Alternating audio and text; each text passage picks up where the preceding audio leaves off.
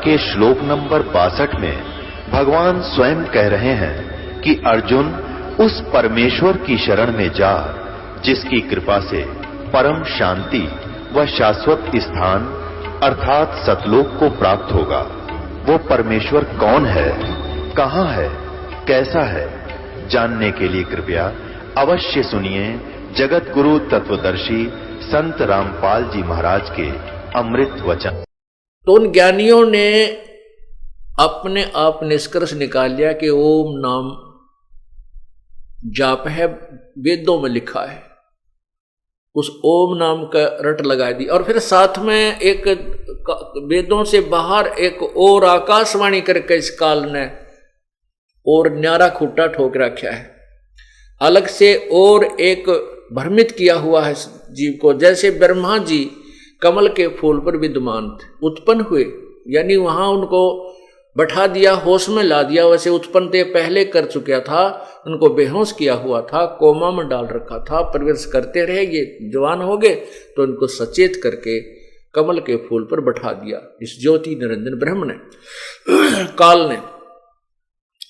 तो ब्रह्मा जी कहता है कि मैं कमल के फूल पर बैठा था, मुझे नहीं मालूम मैं कहां से उत्पन्न हुआ, कौन भगवान है। उसी समय आकाशवाणी हुई कि तप करो तप करो। अब ब्रह्मा ने उस समय तक तो वेद भी ना पढ़े थे, वेद तो बाद में मिले हैं इसको सागर मंथन के समय। तो वो तप करने का आदेश किसका था, ये ज्योति निरंजन काल का। वो वेदों से बाहर का ज्ञान है, जो दंत कथा है, लोक वेद है। और वेद ज्ञान पूर्ण परमात्मा का दिया हुआ जो ब्रह्म को दिया था, ब्रह्म को 5 वेद दिए थे प्रभु ने, ये सवसम वेद भी साथ दिया था, लेकिन इस काल ने सवसम वेद यथार्थ ज्ञान को छुपा दिया कि कहीं इन प्राणियों को तेरे जाल का ज्ञान ना हो जाए। और केवल 4 वेद बाद में दिए थे। तो उससे पहले तप करने का आदेश ब्रह्म ने कहा। और फिर तप से क्या होता है, सिद्धियां आ जाती हैं। इन सिद्धियों से फिर ये काल अपने रिमोट से अपना उल्लू सीधा करता है। इन ब्रह्मा विष्णु महेश को भी खूब नाच नचाता है। क्या कहा, इसी के विषय में सवसम वेद में परमात्मा ने कहा है, तपो तपो कर वाक्य सुनाया, लो कर चोबल मेरी माया। काल ने कहा तपो तपो, यानी तप करो कह करके एक वचन सुनाया, और फिर कहा अब तू सृष्टि रच, यह शक्ति मैं तुझे देता हूं। वो तपस्या करके उसको बैटरी चार्ज करवा दी, सिद्धियां आ गई ब्रह्मा जी में। आगे फिर वो ब्रह्मा जी के आप पढ़ कर देखो, ब्रह्म पुराण, विष्णु पुराण, शिव पुराण कहते ब्रह्मा जी के कान में तो इतने आदमी पैदा हो गए, जुबान पर तो इतने हो गया, मैं इस कान में तो इतने पैदा हो गए। ये सारी सिद्धि काल ने इसके अंदर फिट कर दी। और उस तपस्या के कारण उसमें सिद्धियां आ गई। उन सिद्धियों से फिर आगे इसने सृष्टि रचना का कार्य शुरू किया। और जब वो सिद्धियां समाप्त होगी तो फिर ये मैथुन सृष्टि प्रारंभ की। इस प्रकार ये काल का जाल है। तो वे ऋषियों ने साथ में, वो ब्रह्मा जी और विष्णु जी ने फिर तप किया, शिव जी ने भी 88,000 वर्ष तप किया। जबकि गीता जी में ये मना किया है कि जो हठ योग करते हैं वो कभी पार नहीं हो सकते, वो मूर्ख लोग हैं। तो ये हठ योग करने की कहां से प्रेरणा मिली, ये आउट ऑफ सिलेबस वेदों और गीता जी से बाहर का है। और उस ब्रह्म ने आकाशवाणी करके ज्योति निरंजन काल ने ब्रह्मा को दिया। इस फिर ब्रह्मा से ज्ञान लेकर के विष्णु जी ने भी 12,000 वर्ष तक तप किया। विष्णु जी ने भी, शिव जी ने भी 88,000 एक ना जाने कितनी बार तप किया, जबकि यह शास्त्र विरुद्ध है। जैसे गीता जी में लिखा है कि अर्जुन, यदि तू एक स्थान पर बैठा रहेगा तो तेरा निर्वाह कैसे होगा। अगर तू हठ योग करके साधना करेगा तो मोक्ष प्राप्त नहीं कर सकता। इसे सिद्ध है कि हठ योग करके तप आदि करना यह शास्त्र विरुद्ध है। शास्त्र विधि को त्याग कर मनमाना आचरण करने से जीव को लाभ नहीं होता।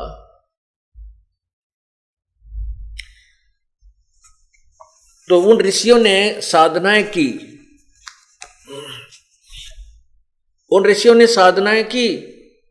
तो ब्रह्म कहता है 7वें अध्याय के 18वें श्लोक में कि ये ज्ञानी आत्मा है तो बहुत अच्छी, क्योंकि इनको ज्ञान हो गया कि भगवान भजना चाहिए और एक ही परमात्मा की पूजा करनी चाहिए। अनुपासना से मोक्ष नहीं होता, ना कोई श्राद्ध निकालने से लाभ होता, केवल एक परमात्मा की भक्ति से ही, उसके मंत्र के जाप से मुक्ति होगी। लेकिन ये मेरे वाले ज्ञान इनको तत्वदर्शी संत मिला नहीं, ये मेरे वाली घटिया अनुतम गति में सचित रहे। मेरे वाली ये घटिया, क्योंकि जन्म मृत्यु बड़ी रहेगी, कर्म का दंड गधा कुत्ता सूअर भी बनना ही पड़ेगा। ये घटिया, इसलिए काल ने अपनी साधना को भी अनुतमाम बताया है, अति अश्रेष्ठ अनुतम। 7वें अध्याय के 19वें श्लोक में फिर स्पष्ट किया है कि बहुनाम जन्मानाम अन्ते ज्ञानवान माम प्रपद्ये। बहुत बहुत जन्मों के अंत में कोई ज्ञानी आत्मा मेरे ब्रह्म तक की साधना कर पावे, नहीं तो नीचे की मुलझा रहता है।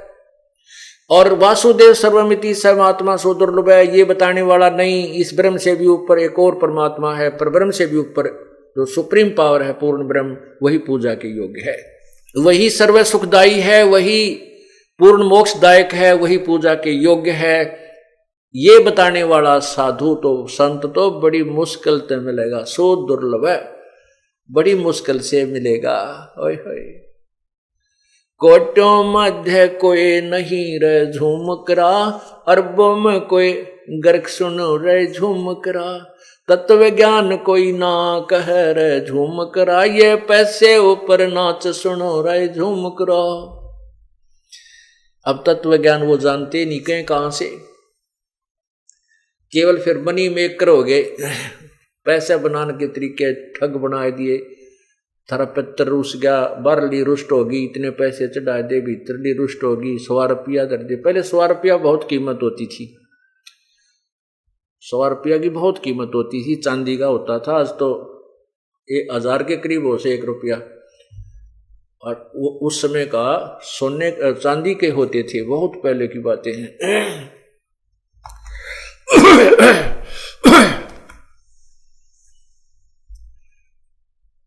अपने आत्माओं, इस काल ने कैसा जाल बनाया है। भाई भला मान चाहे बुरा मान, एक ओछी चाली चाल तन, सतपुर से बुला दिया आप जना लिया, कुछ ना सोची काल तने।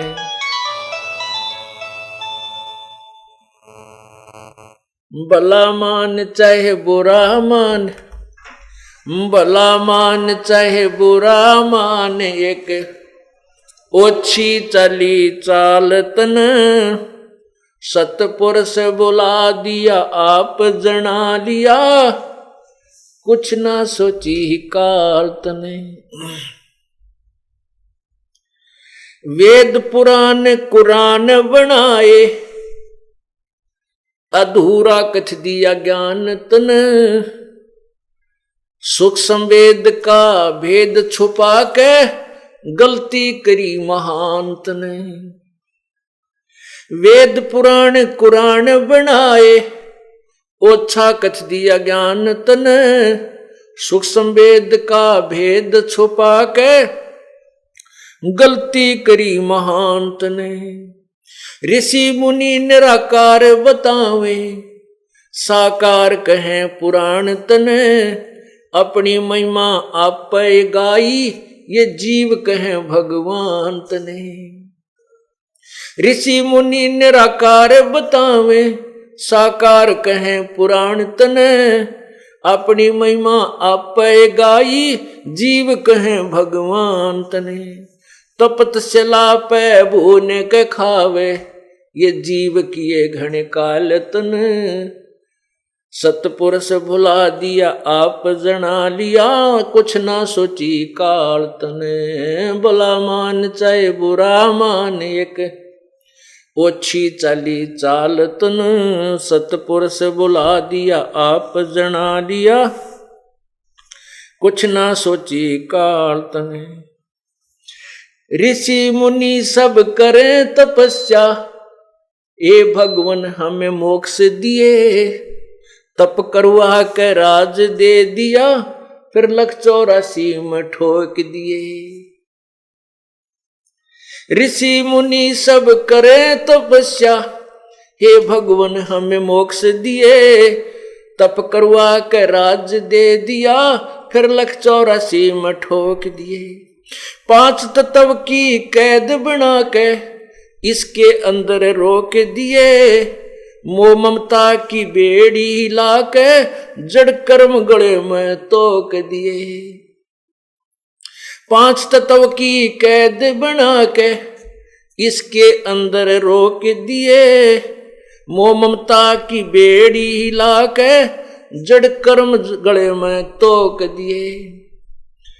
काम क्रोध अहंकार लोभ का खूब बना दिया जाल तन। सतपुरुष बुला दिया आप जना लिया, कुछ ना सोची काल तने। भला मान चाहे बुरा मान एक ओछी चली चाल तन। सतपुरुष बुला दिया आप जना लिया, कुछ ना सोची काल तने। एक माई का पति मर्या वो दुख में माथा फोड़ थी। मेरे बेटे की तो खैर राखिए, यूं हाथ तेरे ते जोड़े थी। एक माई का पति मर्या वो दुख में माथा फोड़ थी। मेरे बेटे की तो खैर राखिए, यूं हाथ तेरे ते जोड़े थी। उस दुखिया का एक बेटा उस बेटे पर दिन तोड़ थी। अपने पूत की खैर के लिए तेरे देई धाम को दौड़े थी। उस दुखिया का एक बेटा वह बेटे पर दिन तोड़ थी। अपने पूत के खैर के लिए तेरे देवी धाम को दौड़ थी। उसके आगे वो भी खा लिया, कति करी न टाल तने। सतपुरुष बुला दिया आप जना लिया, कुछ ना सोची काल तने। भला मान चाहे बुरा मान एक ओछी चली चाल तन। सतपुरुष बुला दिया आप जना लिया, कुछ ना सोची काल तने। एक तरफ तो कंस बनाया कृष्ण भगवान तू ही। अपना स्वार्थ सिद्ध करने को ये बना दी चारों खान तू ही। एक तरफ तो कंस बनाया कृष्ण भगवान तू ही। अपना स्वार्थ सिद्ध करने को ये बना दी चारों खान तू ही। सतगुरु जी की मेर हुई तब हमने तेरी जाने हुई। अच्छी उपासना सारी ये छुट गई, अब बुरे कर्मों से आन हुई। सतगुरु जी की मेर हुई तब हमने तेरी जाने हुई। ये अच्छी उपासना सारी ये छुट गई, बुरे कर्मों से आने हुई। राम देवानंद धन मेरे सतगुरु, उधार दिया रामपाल तने। सतपुरुष भुला दिया आप जना लिया, कुछ ना सोची काल तने। भला मान चाहे बुरा मान एक ओछी चली चाल तने। सतपुरुष भुला दिया आप जना लिया, कुछ ना सोची काल तने। सत साहिब।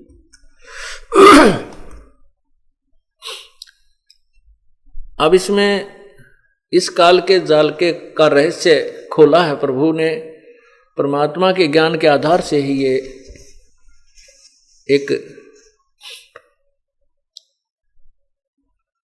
पद्य भाग का शब्द है। इसमें क्या बताया है कि वेद पुराण कुरान बनाए और ओछा कथ दिया ज्ञान तने। जैसे वेदों में भी कह दिया कि पूर्ण ज्ञान तो कोई तत्वदर्शी संत ही बताएगा। अब उसने सवसम वेद वेदों के साथ नहीं दिया, जो मास्टर की थी वो छुपा दी काल ने। अब मास्टर वो चाबी मिली नहीं, रास्ता मिला नहीं, तो हम खजाने के चारों तरफ चक्कर काटते रहे। वो धन नहीं मिला जिसका संकेत लिखा हुआ था, जिसका संकेत दिया हुआ था। कैसे?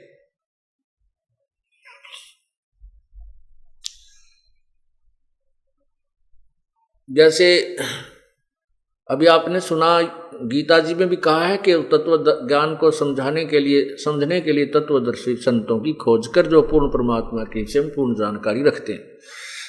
ऐसे ही कुरान शरीफ के अंदर सूरत फुरकानी नंबर 25 आयत 52 से 59 में स्पष्ट किया है कि वो परमात्मा कबीर है। और कुरान शरीफ के ज्ञानदाता अर्थात जिसको हजरत मोहम्मद जी अपना अव्यक्त खुदा मानते हैं, अल्लाह मानते हैं, वो कह रहा है कि ए पैगंबर हजरत मोहम्मद, मैं तुझे जो ये आयत बता रहा हूँ अर्थात कुरान शरीफ का ज्ञान दे रहा हूँ, इन पर विश्वास कर और इन काफरों का कहा मत मानना जो इन मेरे द्वारा दिए जा रहे कुरान शरीफ के ज्ञान को नहीं मानते। वो इस पे विश्वास नहीं करते कि कबीर परमात्मा है। और आप इसके लिए संघर्ष करना अर्थात उनकी बातों में मत आना, लड़ाई नहीं करना। संघर्ष का अर्थ, जिहाद का अर्थ झगड़ा नहीं होता, संघर्ष। वो कहते हैं ये कबीर भगवान नहीं है तो उनकी बातों को मत मानना। भगवान ने कहा, हजरत मोहम्मद जिसे मुसलमान धर्म चला है। फिर ये भी बताया है कि वो वही परमात्मा है जिसने सभी सृष्टि रची है। 7 दिन में सृष्टि रची, 7वें दिन तख्त पर जा, 6 दिन में सृष्टि रची और 7वें दिन तख्त पर जा बैठा। फिर ये बताया है कि वही कुरान शरीफ के ज्ञान देने वाला अल्लाह कह रहा है, वो अव्यक्त प्रभु कह रहा है कि उस परमात्मा के विषय में तो किसी बाखबर से पूछ देखो। वो अविनाशी है, वो कभी मरने वाला नहीं है।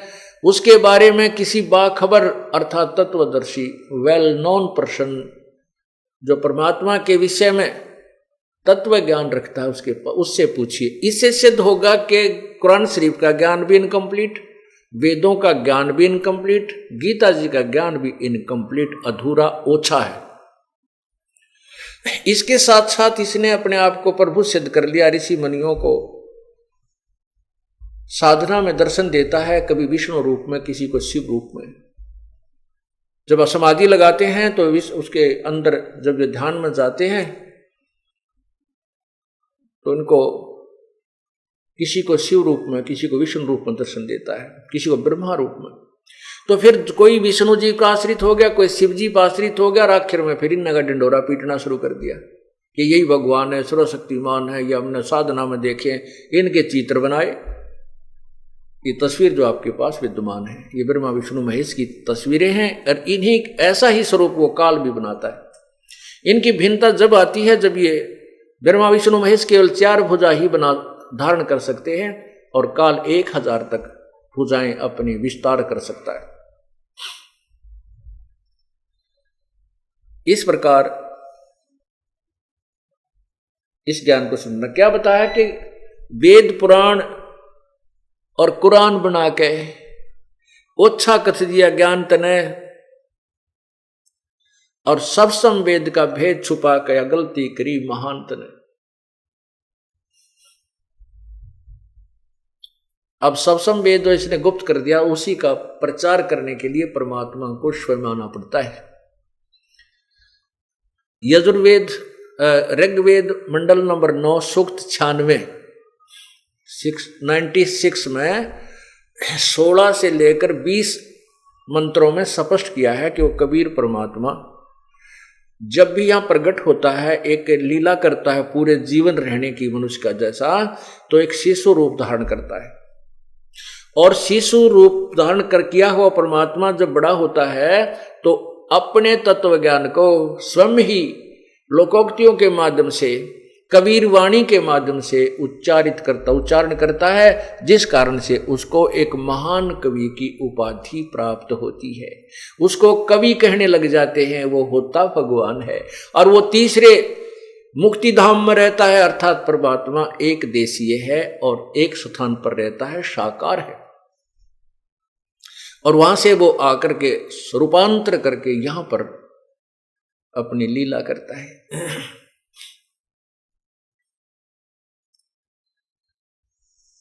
अब तीसरा धाम कौन सा है? एक धाम ये काल का लोक 21 ब्रह्मांड, और दूसरा स्थान धाम परब्रह्म के साथ संग ब्रह्मांड, और तीसरा धाम सत्यलोक है, जहां पर यह परमात्मा कबीर परमेश्वर अपने यथार्थ रूप में विद्यमान है। फिर इसके ऊपर परमात्मा, यही परमात्मा कबीर देव ही अन्य 3 रूप और धारण करता है, और उन्हीं नाना रूपों में स्वयं ही विद्यमान है। अगमलोक, फिर अलखलोक, नेक्स्ट अलखलोक, फिर अगमलोक, और फिर अकैलोक अर्थात अनामी लोक, वहां पर भी प्रभु 3 रूपों में अलग से विद्यमान है। तो फिर वो चौथा लोक कहाँ है? इसी मंडल के 9 के ऋग्वेद मंडल नंबर 9 सूक्त 96 के मंत्र 20 में स्पष्ट किया है कि वो परमात्मा ऊपर एक सफेद गुम्बज के अंदर विराजमान है, और वो चौथे मुक्ति धाम में रहता है। सतलोक से आगे चौथा जो मुक्ति धाम है वो फिर अलखलोक, अगमलोक और चौथा अकैलोक, तो वहां भी वही रहता है जहां से सब सृष्टि का उत्थान हुआ है, जहां से उत्पत्ति हुई है, उसी परमात्मा ने की है। वेदों और कतेबों को पढ़कर ऋषियों और इन काजियों ने, मुल्लाओं ने जो निष्कर्ष निकाला, वो बताया कि भगवान निराकार है, क्योंकि ये इनको समझ नहीं सके। जैसे पवित्र बाइबल में लिखा है कि परमात्मा ने, पूर्ण ब्रह्म ने 6 दिन में सृष्टि रची, 7वें दिन वो ऊपर तख्त पर जा बैठा। तो जा बैठना तो साकार ही होगा, निराकार तो हो ही नहीं सकता। निराकार का तो कोई आकार ही नहीं होता, वो तो सर्वव्यापक है, तो फिर उसको सब जगह ही कहिए, एक स्थान पर नहीं रह सकता। तो वो साकार, वास्तव में साकार है, मनुष्य सदृश्य है। पवित्र बाइबल में यह भी स्पष्ट किया है कि प्रभु ने मनुष्य को अपने ही स्वरूप अनुसार बनाया है।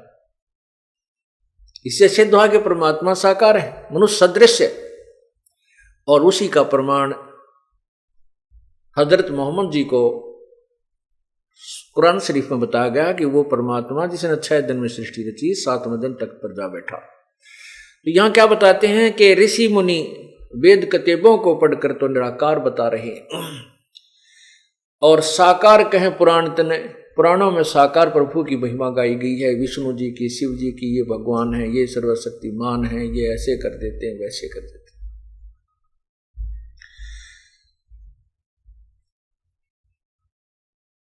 अपनी महिमा आप पर गाई और जीव के भगवान तने। क्या कहते हैं कबीर परमात्मा? ओंकार निश्चय भया इसको करता मत जान, साचा शब्द कबीर का पर्दे माही पहचान। ये ओंकार, ये ज्योति निरंजन तो अवश्य है, लेकिन ये इसको भगवान मत जानो, इसको कर्ता मत जानो, ये सुप्रीम पावर मत समझो, ये ब्रह्म पूर्ण परमात्मा नहीं है। लेकिन इसने अपने नकली दूतों के माध्यम से यथार्थ ज्ञान ना दे करके, नकली ज्ञान, यूजलेस ज्ञान दे करके अपने आप को ही प्रभु सिद्ध करवा लिया कि ब्रह्म ही सुप्रीम पावर, इससे आगे कोई भगवान को नहीं। ये अधूरे ऋषियों की, अज्ञानी ऋषियों की सोच है, वेद के ज्ञाताओं की नहीं हो सकती। क्यों? वेद में स्पष्ट किया है। यजुर्वेद अध्याय नंबर 1 के श्लोक मंत्र 15 में स्पष्ट किया है, अग्ने तनुरसी परमात्मा सशरीर है। फिर 5वें यजुर्वेद के 5वें अध्याय के प्रथम मंत्र में 2 बार स्पष्टीकरण दिया है, एक बार भी नहीं। अग्ने तनुरसी, अग्ने माने परमेश्वर, तनु माने सशरीर, रसी माने है। फिर कहा कि विष्णुवे तवा सोमस्य तनुरसी, विष्णुवे सबके पालन पोषण के लिए तवा माने उससे, सोमस्य माने अमर पुरुष का शरीर है, तनु असी, उसका एक और शरीर धारण करता, जैसे यहां आता है वो अन्य रूप धारण करके एक हल्के तेज पुंज का शरीर धारण करके यहां पर आता है। तो वो अपने पवित्र वेद भी कह रहे हैं, लेकिन वेदों को ना समझ कर ना समझ करके इन ऋषियों ने परमात्मा को निराकार बता दिया। अब इन्होंने साधनाएं की, समाधि लगाई, समाधि में ब्रह्मा विष्णु महेश के रूप में प्रभु को देखा। तो इन्होंने सोचा ये ब्रह्मा विष्णु महेश तो साकार प्रभु हैं ही हैं, और यही फिर निराकार भी यही होगा, यानी ऐसा उलट पुलट उलझ पुलझ और भ्रमित ज्ञान श्रद्धालुओं में प्रवेश कर दिया। अब उसको सेट करने में इस दास का बहुत जोर लग रहा है, क्योंकि ये पुण्यात्मा उस अज्ञान के ऊपर इतने दृढ़ हो चुके हैं, क्योंकि हजारों लाखों वर्षों से वही दंत कथा रटा रटाया ज्ञान सुनते आ रहे। अब इस तत्व ज्ञान को सुनते ही एक बार तो ऐसा लगता है जैसे कुनीन खाली हो, कुनीन की गोली खाली हो, जीभ परखते कड़वी लग गए। पुण्यात्माओं, ये जन्म मरण का दीर्घ रोग है, और इसको नष्ट करने के लिए, स्वस्थ होने के लिए यह कड़वी दवाई खानी पड़ेगी या कुनीन खानी पड़ेगी। ये तत्व ज्ञान रूपी कुनीन का अपने फांका लगाना ही पड़ेगा, ये सुनना ही पड़ेगा, और इसी से आपका ये दीर्घ रोग कटेगा। क्या बताते हैं? ऋषि मुनि सब करे तपस्या, हे भगवान हमें मोक्ष दिए, तप करवा के राज दे दिया, फिर 184 में ठोक दिए। देख कितना न्याय करता है ये। अब भोड़ी आत्मा श्रद्धालु गिड़गिड़ाते हैं, इतनी कठिन साधना करते हैं, जिनकी पलक भी जमीन पर टिक गई, इतने लंबे समय तक तप किया है, और शरीर भी जीर्ण शीर्ण हो गया, खाने की परवाह की नहीं, कोई सेब बनाने की परवाह की नहीं, इतनी कठिन साधनाएं की, किस लिए? कि हमें मोक्ष मिले, हम जन्म मृत्यु के संकट से समाप्त हों, हमारे जन्म मृत्यु का रोग नष्ट हो। और उन बेचारों ने दंत कथाओं के आधार से, सुनी हुई अज्ञान के आधार से तपस्याएं शुरू की। स्वयं ही इस काल ने ऐसा भ्रमित ज्ञान दिया कि तप करो तप करो। ब्रह्मा जी तप कर डरते कि भगवान की आकाशवाणी समझी कि परमात्मा का आदेश है, लेकिन था यूं काल का आदेश। तो यहां कहते हैं ऋषि मुनि सब करे तपस्या, हे भगवान हमें मोक्ष दिए, तप करवा के राज दे दिया, फिर 184 में ठोक दिए। तप से राज मदमानम, जन्म तीसरे शुक्र समानम, राजेश्वरी तपेश्वरी सो राजेश्वरी, राजेश्वरी सो नरकेश्वरी। ये पुराणों का व्याख्यान है, साथ में परमात्मा की वाणी है कि तप से राज मदमानम, फिर जन्म तीसरे शुक्र शवानम। अब तप करके, जैसे चुनक ऋषि की कहानी आपने सुनी, बहुत वर्षों तक तप किया परमात्मा पाने के लिए, लेकिन मोक्ष वो परमात्मा पाने का तरीका नहीं था। आम के स्थान पर बबूल किक्कर का बीज बो लिया, और वो इतना जबरदस्त हो गया कि फिर वो उसमें कांटे कांटे हो गए। अब तपस्या से और ओम नाम के जाप से, क्योंकि जब इंसान समाधि लगाता है ओम नाम का जाप नहीं कर सकता, वो समाधिस्थ होकर के तो केवल अंदर के नजारे देखता है, इस ब्रह्मांड में क्या हो रहा है, कहीं कुछ हो रहा है, कहीं कुछ हो रहा है, कहीं कुछ हो रहा है, जैसे टीवी देखते हैं। और फिर उससे तप हो जाता है। तप का नियम है कि अगले जन्म में उसको राज्य देता है, तप से राज्य मिलता है, और उस राज्य में नरी बकवाद करता है ये राजा। ओए होए, सारी कुबद कुमावे है, थोड़ा बहुत पुण्य कभी सूत बैठ जाएगा, दिवर पुण्य भी कर देता है, लेकिन पाप घना करता, अभिमान बन जाता है, दूसरे की ना नहीं सुन सकता, ना जाने कितने प्राणियों को की हिंसा भी कर डालता है, पीड़ाएं भी देता है, ना जाने कितने कुकर्म इकट्ठे कर लेता है। और फिर क्या बनता है? जैसे वो सिद्धियां आ जाती हैं उस तपस्वी के अंदर, चुनक ऋषि में सिद्धियां आ गई थी, तो मानधाता चक्रवर्ती राजा की बेहतर सोनी सेना अपनी सिद्धि शक्ति तय बना कर एक एटम बम पुतली और उनको नष्ट कर दिया, मार डाला। अब उस ऋषि के वो पाप बैड अकाउंट में लिखे गए और जो उसने तप किया वो गुड अकाउंट में लिखा गया। तप से वो राजा बनेगा, ओम नाम के जाप से वो ब्रह्मलोक में जाएगा जितना भी उसने किया, और ब्रह्मलोक में भी अपने पुण्य को समाप्त करके फिर राजा बनेगा, राज को भी नष्ट करके फिर कुत्ता बनेगा, सिर में कीड़े पड़ेंगे उसको और उसकी खाज लगेगी, टांग टूटेगी, लूचरा होगा, ब्रेन मैटी होगी, क्योंकि पुण्य तो वहां खा लिए स्वर्ग महास्वर्ग में, ब्रह्मलोक में।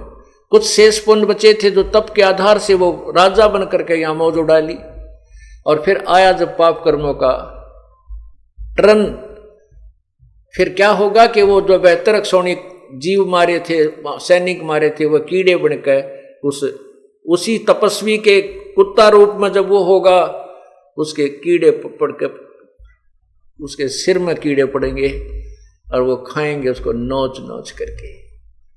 तो यहां परमात्मा क्या बताते हैं, ऋषि मुनि सब करें तपस्या, हे भगवान हमें मोक्ष दिए, तप करवा के राज दे दिया, फिर लख 84 में ठोक दिए।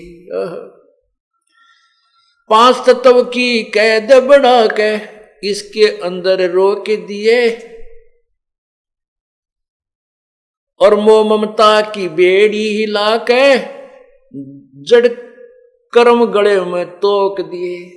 पहले हाथों में थकड़ी और पैरों में एक और चैन बेल बांधी जाती जिसको बेड़ी कहते, और गल में एक और भारी वस्तु का भारी बेल डाल के और नीचे तक उन तीनों का एक कनेक्शन कर देते थे, बेड़ी का भी और नीचे हथकड़ियों का भी, और गल में वो और एक भारी वजनी वस्तु डालते थे लोहे की। तो ये क्या बताता है कि जो तुम काल की जाल में कैद में रह रहे हो, ये कैसे तुमने बांध रखा है, 5 तत्व की कैद बना के। ये शरीर आपका एक ये कैद है, ये बंधन है, इसमें आपको बांध दिया, इसमें डाल दिया, इस जेल में। इसमें बांधने के क्या क्या बेड़ी और हथकड़ी और तोक हैं। कहते हैं मोह ममता की बेड़ी लाके एक दूसरे में, ये मेरा पुत्र है, ये मेरी पुत्री है, ये मेरी काया, ये मेरा जो है ना संपत्ति है, ये मेरी कोठी है, कार है। कहते ये जो मोह ममता की बेड़ी तेरे बांध रखी है, और फिर जड़ कर्म गले में तोक दिए, जड़ कर्म गले में तोक दिए कि तेरा कर्म अच्छा करेगा तो अच्छा मिलेगा, बुरा करेगा तो बुरा मिलेगा, ये और हमारे गले में बांध दिए इसने। तो फिर क्या बताते हैं, काम क्रोध अहंकार लोभ का ये खूब बुना दिया जाल तने। एक बहन ने अपनी आत्मकथा बताई, इस सत्संग को सुनकर, 5 दिन का सत्संग किया था हमने एक जगह,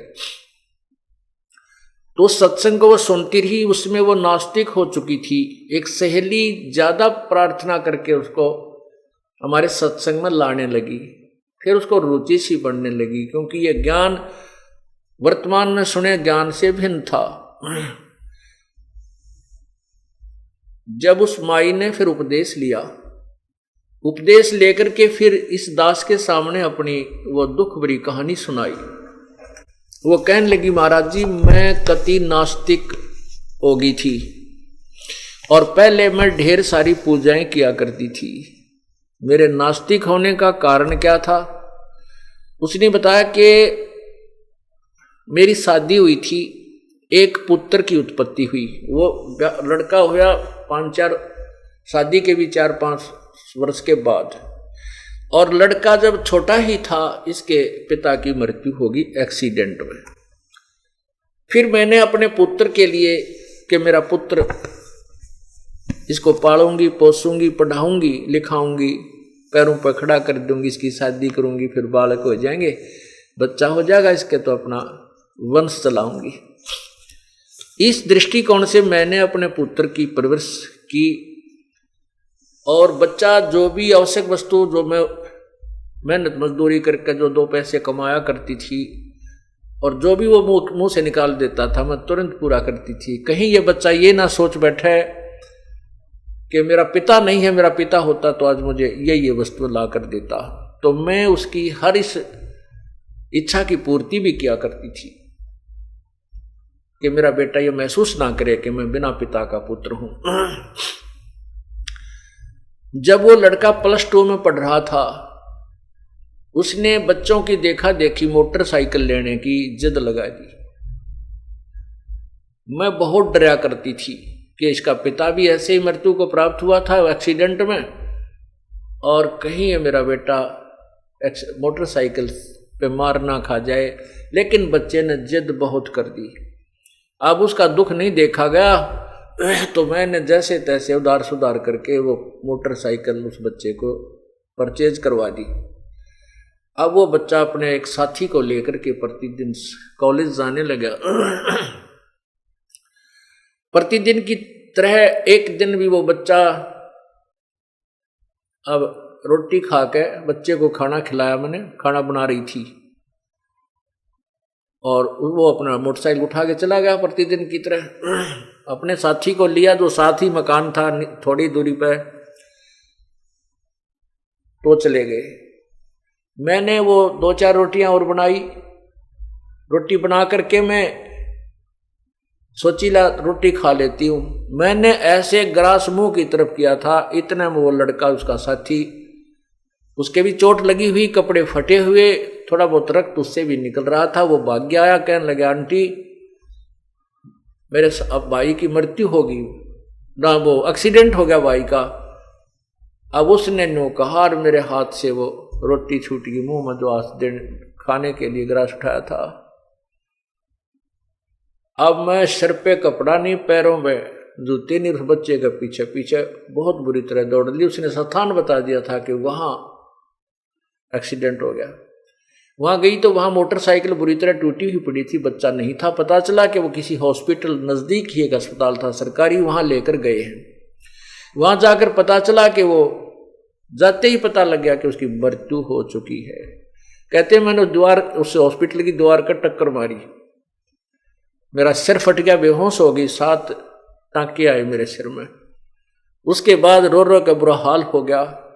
और जितनी भी पूजाएं मैं किया करती थी, ठाक मैंने कुर्डियां पर फेंक दियो, देवताओं की मूर्ति मारती और वो पितरों की, जितने भी पूजाएं मैं करती थी, क्योंकि मैं ढेर सारी पूजाएं करती थी। मैंने कोई स्थान नहीं छोड़ा, जिसने भी जो बता दिया कि वहां भी जाइए वहां भी जाइए, सारे सब पूजाएं मैं करती थी, देवी देवताओं की, ब्रह्मा विष्णु जी की, शिव जी की, हनुमान जी की, संतोषी माता की, शेरावाली माता की, बाबा श्याम जी की, यानी जो भी हरिदास जी की, गरीबदास जी की, यानी जहां भी जिसने मुझे नियर बाई बताया मैं उड़े जाया करती कि हे भगवान मेरे बच्चे की लंबी आयु देना। परमात्मा कहते हैं आए हाय कि जो खावे ताको, जो बख्शक ताको विश्वासा, और जो रक्षक उसते ये फिरे उदासा। जो इनको खाता है, जो भक्षक है, उसको तो ये भगवान मान रहे हैं काल को तो, और जो रक्षक है कबीर परमात्मा, उस तो उदास फिरते हैं, कहते ना तू भगवान नहीं, भगवान तो यही है, ब्रह्म है, और ब्रह्मा विष्णु महेश ही प्रभु हैं। क्या कहते हैं परमात्मा, मैं रोवत हूं सृष्टि को, ये सृष्टि रोवे मोहे, गरीबदास इस वियोग को समझ न सकता कोई। गरीबदास जी महाराज कबीर परमात्मा के विषय में बता रहे हैं। गरीबदास जी को कबीर परमेश्वर ने यह ज्ञान बताया, उसका आगे वो वर्णन कर रहे हैं कि कबीर परमात्मा ये कहते हैं कि मैं तो अपनी प्यारी आत्माओं को रोता फिरता हूं कि तुम मेरे बच्चे हो, मेरी आत्मा हो, तुम मेरे पास आ जाओ, तुम मेरे ज्ञान को ग्रहण करो, मैं तुम्हें अपने सतलोक में ले चलूंगा। और ये मुझे कहते हैं नहीं तू भगवान नहीं है, और मुझे ही ढूंढ रहे हैं, मेरे लिए रो रहे हैं, हे पूर्ण परमात्मा, हे सर्व सुखदाई, हे हमारे दुखों को दूर करने वाले, हे प्रभु हमारे हमें दर्शन दे, हमारे दुख कष्टों को निवारण कर। ये मुझे ढूंढ रहे हैं और मैं इनको ढूंढ रहा हूं। हमारे बीच में जो अज्ञान का ये पर्दा, ये भीत द्वार खड़ी कर दी, ये टूटे बिना बात नहीं बन सकती। मैं रोवत हूं सृष्टि को, ये सृष्टि रोवे मोहे। और गरीबदास जी कहते हैं, कबीर भगवान ने कह रहे हैं, हमारे इस वियोग को, हमारे इस बिछड़े हुओं को कोई नहीं समझ पा रहा।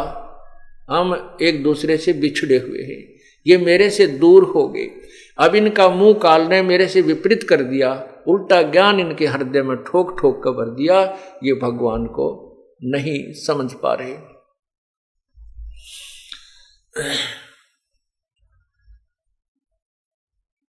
तो यहां बताया कि एक माई का पति मरा, वह दुख में माथा फोड़े थी।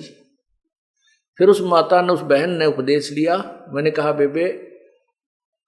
बेटी ये तो काल का भयंकर जाल है, ना जाने कितनी बार ये पुत्र जान लिए, ना बेरा कितनी बार हमने ये चक्कर लगा लिए। और एक बात और विशेष समझ लेना कि परमात्मा की तेरे ऊपर एक विशेष कृपा हुई है। देखो, पुत्र चलो जीवित भी रह जाता तो तय इस काल के जाल से नहीं निकल सकती थी। वो तो जो होना था हो लिया, काल का जो विधान था उसने अपना पूरा कर दिया। अब ये सर्वस्व समाप्त करके भी और तुझे ये मार्ग मिल गया तो समझ लेना तेरा कुछ भी नहीं बिगड़ा है।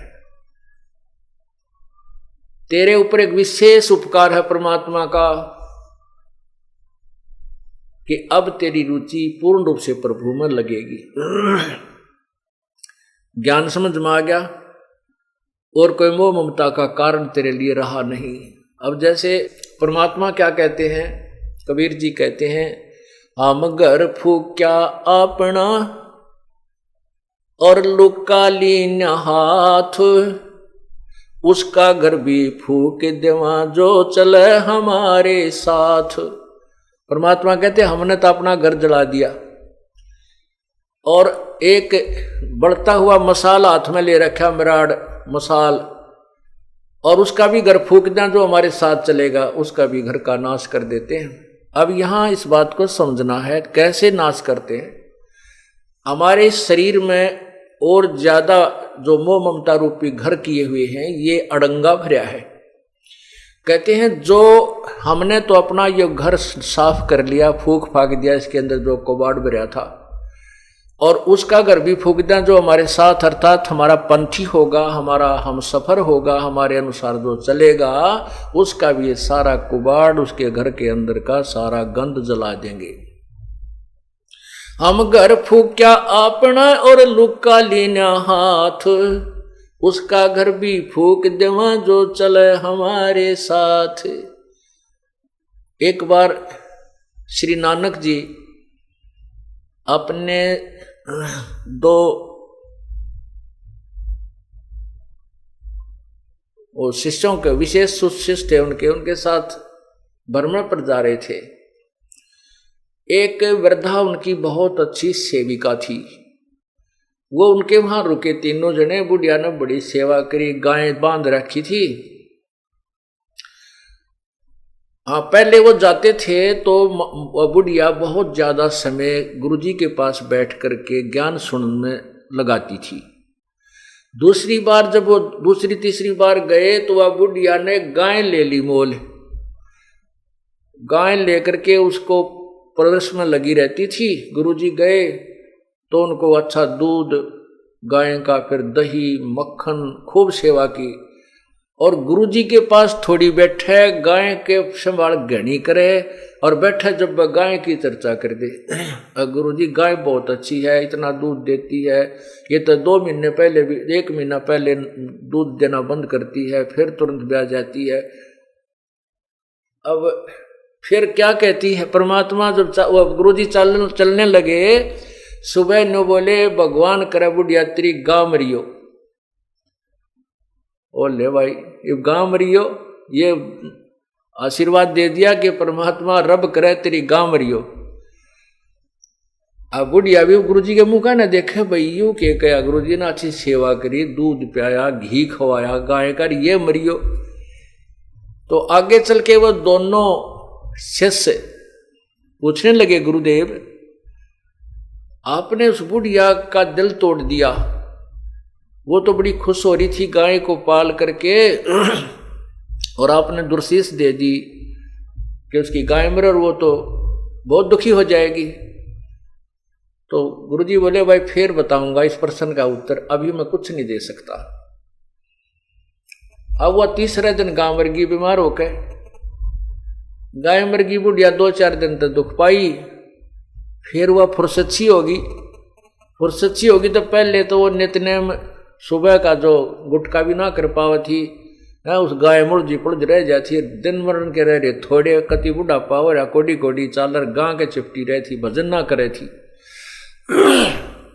तो फिर वह बुढ़िया ने वो भजन का समय खूब मिल गया, अपना अच्छा भजन करे सुबह शाम दोपहर दिन में भी, उलगी सी होगी। फिर गुरुजी आए 2-1 महीना के बाद। अब उन चेलों को ये हो रही बुढ़िया जाते बोगरा मारेगी भारत, तू खड़ा आ गया मेरी गांव मरगी, आशीर्वाद दुर्शाशीष दे के गए थे। तो जाते ही बुढ़िया ने बड़ी सेवा करी, खाट बिछाई, बैठाए गुरुदेव को। तब परमात्मा गुरुजी ने पूछा कि बुढ़िया सुना कुछ भजन सिमरन ठीक बन रहा है, बिलाजी मौज होगी, और आपका जो वचन फल गया वो गां मरगी व गां ना मरा होता मैं मरूं, अर्थात मैं अधूरी जाति मेरी भक्ति नहीं बनती प्रभु व गां की मृत्यु होने से, और मुझे भजन का समय मिल गया, आपने मेरे ऊपर बड़ा रहम किया। तो परमात्मा ने कहा बुढ़िया उस समय तक तने मैं बहुत बुंडा लग गया, जब तक तुम अंदर अंदर खूब गाल दे थी मेरे ती बताइयो किसे गुरुजी हुए मेरे पशुओं ने मार कर राजी है, कहा जी एक बार तो मन में खोट आया था, परंतु बाद में समझ में आई। तब परमात्मा उस गुरुदेव ने बताया श्री नानक जी ने कि बुढ़िया ये काल का जाल है, ईब तेरा कौन सा पहलवान बनने का समय है, अपने 2 रोटी खा लू की सूखी भजन करे, बताई दूध मत के काटेगी के दही न फूकेगी, टाइम तेरा थोड़ा सा रह रहा है, भक्ति तू कर नहीं रही थी, सारा दिन गां की चर्चा चल रही थी, इससे के चक्कर में रह थी, मैं भी तेरे पास डटा तो तूने सारा दिन में तो जो है ना 10% मेरी बात सुनी, 90% तू अपने झंझट में फंस रही थी। अब तेरे उपकार के लिए ये आशीर्वाद देना पड़ा कि तेरी या गऊ यहां से छुटे। तो पुण्यात्मा फिर बुढ़िया का कसूती समझ में आ गई, अके भगवान कति नाश हो गया था, मेरे तो अंतिम समय आ रहा था और कति राम नाम की रुचि रही नहीं थी, गाय मुड़ रही थी। तो पुण्यात्मा संत जो करते हैं वो ठीक करते हैं, भगवान जो करता है वो बहुत अच्छा करता है। उसके लिए क्या बताते हैं कि कोट जन्म तन भर मत होगे कुछ ना हाथ लगा रे, कुकर सुकर खरबा बोरे कौआ हंस वगारे, कोटि जन्म तू राजा की न मिटी न मन की आशा, और भिक्षक होकर दर दर घूम लिया ये मिला ना निर्गुण रासा। इंद्र कुबेर इसकी पदवी ब्रह्मा वरुण धर्मराया, और विष्णुनाथ के लोक को जाके फिर भी उल्टा आया। अब उस माई का यह बात समझ में आई तो वो घनी खुश होगी, न बोली बेटा तक गया सो यो तो दुख भूला नहीं जाता, लेकिन अब काम सीधा मिल गया मुझे। अपनी भक्ति करी बुढ़िया ने खूब डट के, और कहते हैं वहां उसके दूसरे पड़ोसी बता रहे थे कि शाम के समय एक पैर नीचे बुढ़िया का, एक पैर ऊपर, और नो कड़लाएं जैसे नो की नो सुबह बैठी पाई मरी पाई, आराम से गई, यानी इतना सुंदर मौत हुई पता भी नहीं चला। तो पुण्यात्माओं इस काल के जाल को परमात्मा ही समझा सकता है। कहते एक तरफ तो कंस बनाया कृष्ण भगवान तू ही, अपना स्वार्थ सिद्ध करने को बना दी चारों खान तू ही। अब देखो काल का कितना जबरदस्त जाल है। एक तरफ तो कंस राक्षस पैदा कर दिया दुर्बुद्धि, और उसने उसके द्वारा फिर अपनी ही बहन को यातनाएं दिलवाई। आकाशवाणी खुद कर दी काल ने कि तेरी मृत्यु तेरी ही बहन की 8वीं संतान से होगी, तेरे मारने वाला तेरी बहन की कोख से उत्पन्न होगा। बताइया कि 8 लाग रही थी तो होना था वो हो जाता। ये क्यों बोली आकाशवाणी? किसने बोली? इस काल ने बोली। ये सारे कुकर्म खुद करवाता है, जीव को दोषी बनवा देता है और फिर सजा देता है। अब कंस को कौन ज्ञान समझावे? कंस एक तरफ तो उस आकाशवाणी को सत्य मान रहा है कि जो उसमें कहा वो सत्य है कि तेरी मृत्यु तेरे ही बहन की 7वीं यानी कोख से उत्पन्न हुई संतान से होगी। अब पुण्यात्माओं, जब उसको कोई विद्वान गुरु मिलता तो उसको कहता, कंस जब इस आकाशवाणी को तो शुद्ध मान रहा तो इसको फेल कैसे कर देगा? अब तू अपनी सूझबूझ से भगवान के आदेश को कैसे चेंज कर सकता है? या तो होगी तो होगी, तू और पाप इकट्ठे मत कर। अब इतनी दुर्बुद्धि होगी थी उसकी कि उसने अपने आप भगवान से भी बड़ा बनने की चेष्टा की। एक तरफ तो आकाशवाणी को सत्य मान रहा है कि तेरी मृत्यु होगी, ऐसे ही होगी, और फिर उसको निष्क्रिय करने के लिए अपनी बकवाद शुरू की। अपने बहनोई और बहन को कैद में डाल दिया, उत्पन्न होने वाली संतान को बेरहमी से मार डाला, और फिर आकाशवाणी हुई कि तेरे मारने वाला जन्म ले चुका है। आसपास के नवजात शिशु मरवा डाले। ओए कति जो 5-7 वर्ष तक के थे उनको सबको मार डाला, कत्लेआम करवा दिया उस पाप आत्मा ने, और बचा फिर भी कोई ना। और वहां फिर क्या कहते हैं कि एक तरफ तो कंस बनाया कृष्ण भगवान तो ही, और फिर विष्णु को रिमोट भर दिया, विष्णु को वहां उत्पन्न कर दिया, और विष्णु ने फिर उसको कंस को मार दिया। अब कंस के मार देने से, क्योंकि वह इतना अत्याचार कर रहा था, लोग इतने भयभीत हो रहे थे, और कंस के मार देने से, श्री कृष्ण द्वारा मर जाने से सबने बड़ी खुशी जताई। तो श्री कृष्ण जी की महिमा बना दी, भगवान ने पढ़ा है तो भाई भगवान ने पढ़ाई, उन दुखियों ने तो भगवान दिखाई दिया। अब इस प्रकार उस काल ने ये जाल चल के चाल इस श्री कृष्ण जी और उर्फ विष्णु जी अपने पुत्र की महिमा बनवा दी। अब ये भोड़ी आत्मा उसी गुण ने गा गा के, उसी कथाओं को रिपीट कर करके, और श्री कृष्ण अर्थात विष्णु जी सतोगुण भगवान की साधना पर आश्रित कर दिए काल भगवान ने। जबकि वेद कहते हैं कि तीनों गुणों की पूजा ये मूर्ख लोग करते हैं। गीता जी अध्याय नंबर 7 के श्लोक 12 से 15 में स्पष्ट किया है। गीता जी का ज्ञान वेदों का ज्ञान है, और इसमें थोड़ी सी खिचड़ी काल ने अपनी भी पका रखी है, जो युद्ध करवाने के लिए ऊट पटांग अपनी तरफ से भर दिया। कहा है कि तू युद्ध कर, तुझे कोई पाप नहीं लगेंगे। दूसरे अध्याय के 37वें श्लोक में कहता है कि अर्जुन तेरे दोनों हाथों में लड्डू है, यदि युद्ध में यदि तो कहते हैं कि लाभ हानि को भूल के और निस्वार्थ भाव से युद्ध कर तो मुझको ही प्राप्त होगा, विजय को प्राप्त होगा।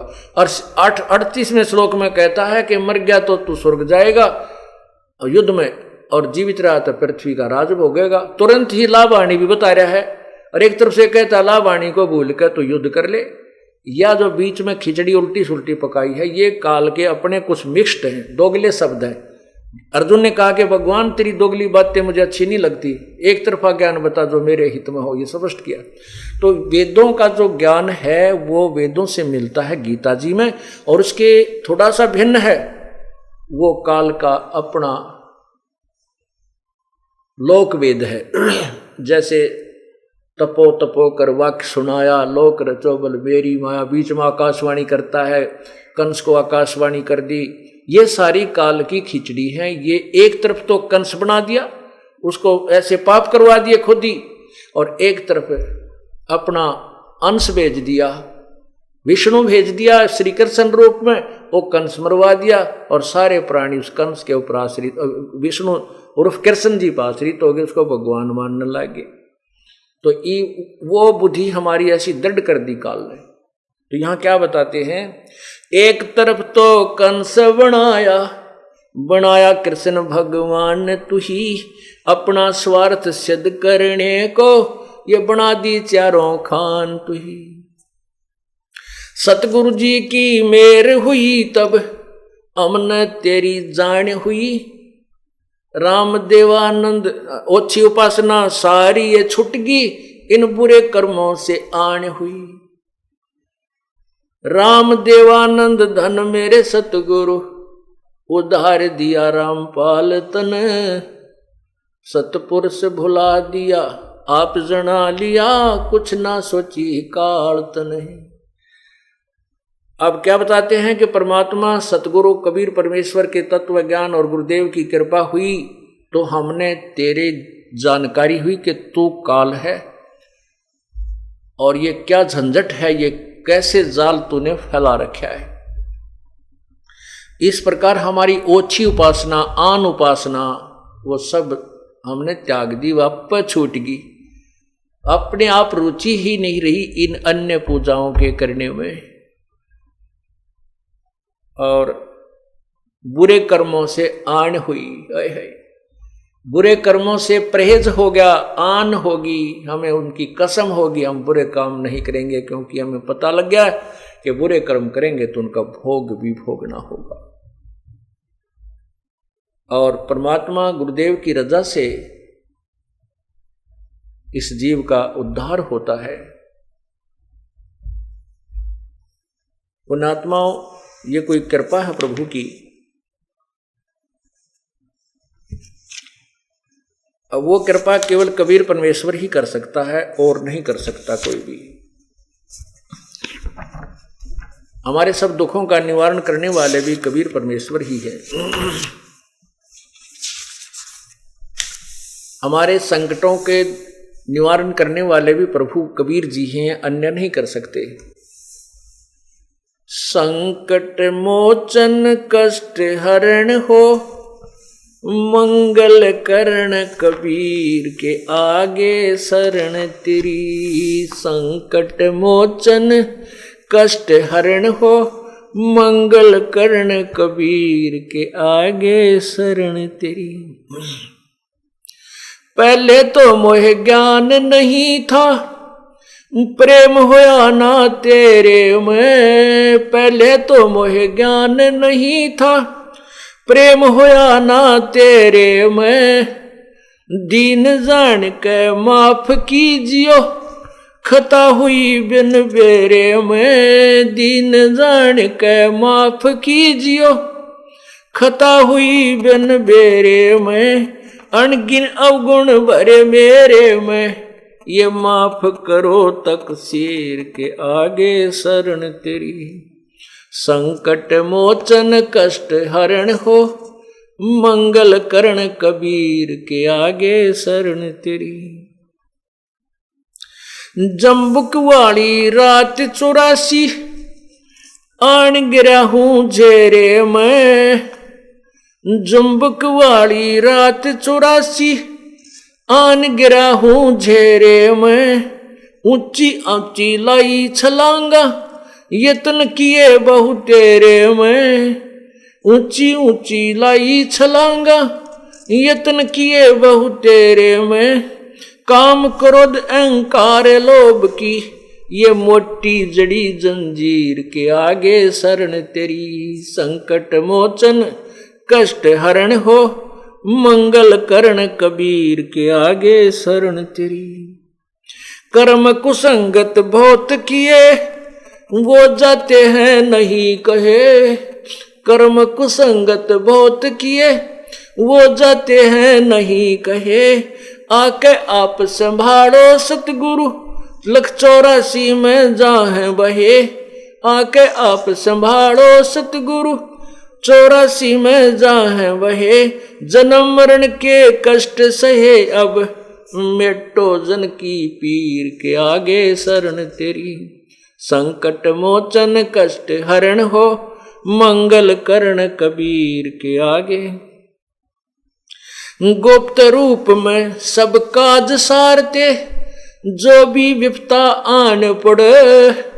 गुप्त रूप में सब काज सारते, जो भी विपता आने पड़े एक दिन दर्शन देने होंगे, दीन दयाल नो नहीं सरे एक दिन दर्शन देने होंगे, दीन दयाल नो नहीं सरे तुम बिन पापी नहीं तेरे, मेरा अवगुण भरा शरीर के आगे शरण तेरी। संकट मोचन कष्ट हरण हो मंगल करण कबीर के आगे शरण तेरी। संकट मोचन कष्ट हरण हो मंगल करण कबीर के आगे शरण तेरी। प्रेमी पक्षी दुखी होते हैं जब भी छुड़ जा रात पड़े, प्रेमी पक्षी दुखी होते हैं जब भी छुड़ जा रहन पड़े, हम युगों युगों के बिछुड़े फिरते कैसे अब मन धीर धरे, हम युगों युगों के बिछुड़े फिरते कैसे ये मन धीर धरे, जैसे जलबन मीन मरे मेरी ऐसी हुई तासीर के हो आगे शरण तेरी। संकट मोचन कष्ट हरण हो मंगल करण कबीर के आगे शरण तेरी। संकट मोचन कष्ट हरण हो मंगल करण कबीर के आगे। रजा तेरी से दादू नानक जी का सतलोक में वास हुआ, रजा तेरी से दादू नानक जी का सत्यलोक में वास हुआ। 100 प्रश्न उत्तर कीने तब धर्मदास को विश्वास हुआ, 100 प्रश्न उत्तर कीने तब धर्मदास को विश्वास हुआ। भगत के कारण ख्वास हुआ जागी सुल्तानी की तकदीर के आगे शरण तेरी। संकट मोचन कष्ट हरण हो मंगल करण कबीर के आगे शरण तेरी। हिरण वाला पैर उलझा लिया, हिरण वाला पैर उलझा किया पड़ मोह माया के चक्कर में, हिरण वाला पैर उलझा लिया पड़ मोह माया के चक्कर में। अब मोहे ज्ञान होया मैं आया इस काल बलि की टक्कर में, अब मोहे ज्ञान होया मैं आया काल बलि की टक्कर में। हरदम तेरा करूं जिक्र में आन पड़ी मोए भीड़ के आगे शरण तेरी। संकट मोचन कष्ट हरण हो मंगल करण कबीर के आगे शरण तेरी। पावचनों के लालच में ये बंदर वाली मूठ गई, पावचनों के लालच में ये बंदर वाली मूठ गई। मूठ खुले ना जान बचे ना हे साहेब या कौन हुई, मूठ खुले ना जान बचे ना हे साहेब ये कौन हुई। रामपाल सतगुरु शरण लई खाई शब्द दूध की खीर के आगे शरण तेरी। संकट मोचन कष्ट हरण हो मंगल करण कबीर के आगे शरण तेरी।